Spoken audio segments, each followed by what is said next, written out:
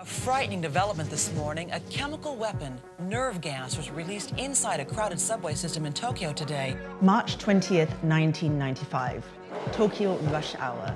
5 bags filled with sarin, a deadly nerve agent first used as a chemical weapon by the Nazis, have been planted by a cult. In seconds, it happens. Burning, retching, vomiting.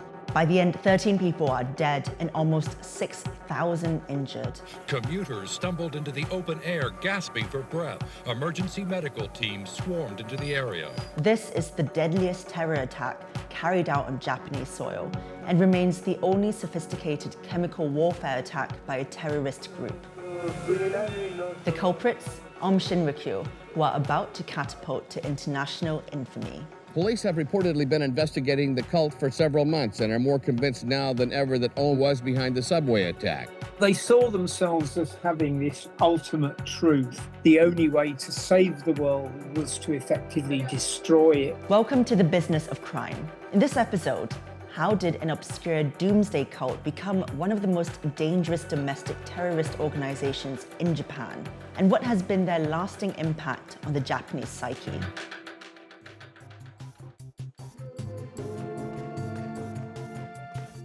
Aum Shinrikyo started in the 80s and translates as Supreme Truth.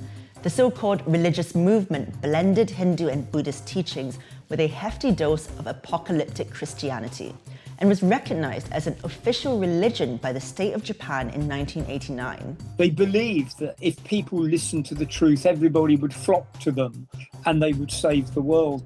Its founder, Shoko Asahara, real name Chizuo Matsumoto, wasn't shy about proclaiming his divinity, calling himself both the first enlightened one since Buddha and the literal second coming of Christ.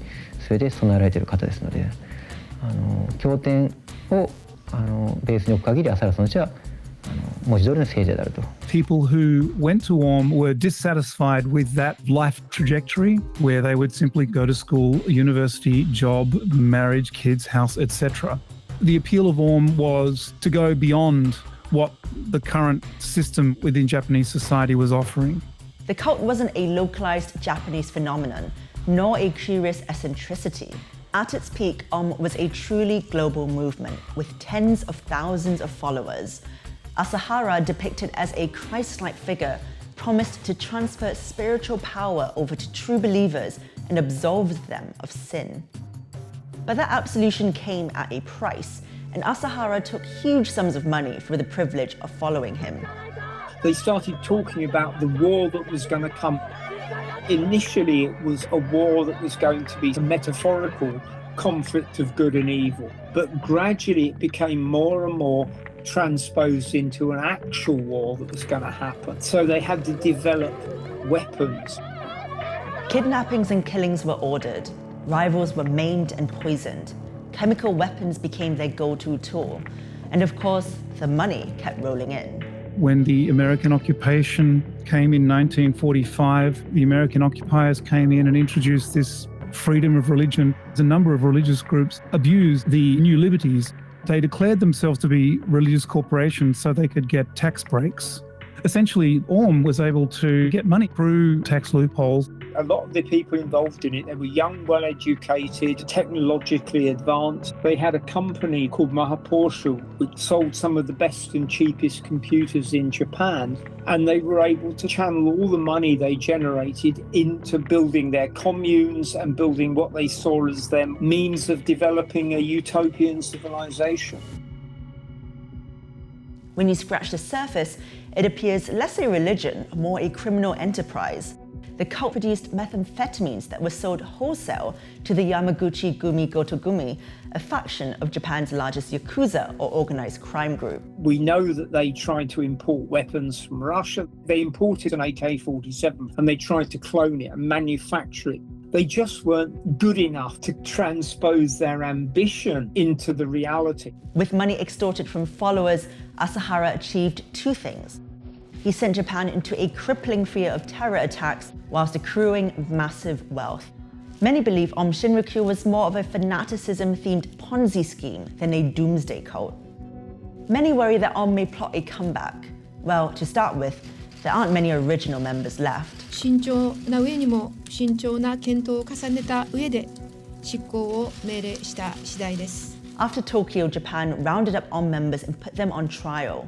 13 got the death penalty, including Shoko Asahara, the would-be messiah himself. They were executed by hanging in 2018. The leader of the cult behind the sarin gas attack on the Japanese subway in 1995 has been executed. 彼らのやったことは相当なことですから、これはこれとして順当なことじゃないかと思うんですけど。まだ苦しんでますからね、被害者。ああいう人たちはもう早く死刑にすべきだと。But the shadow of Aum's activities hang over Japan's national psyche. They persevered through bankruptcy to form a different organization, LF.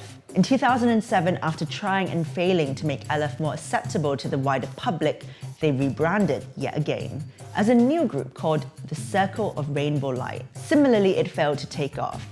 None have proven they have the capacity to inflict the level of terror that Aum did. And they don't have nearly the money that Asahara generated at his peak.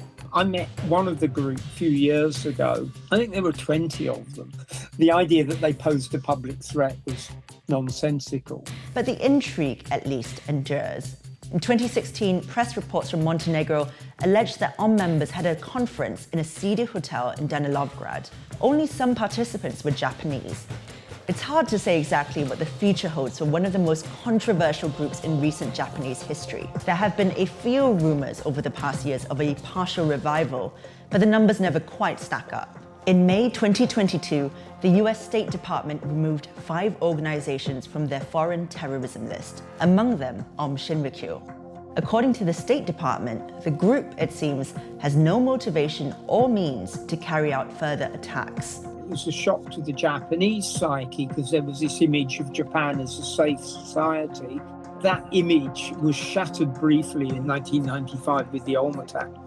If you look into the history of terrorism, it really was the first terrorist attack by a non-governmental agency using chemical weapons. So it's always a first, it's always there.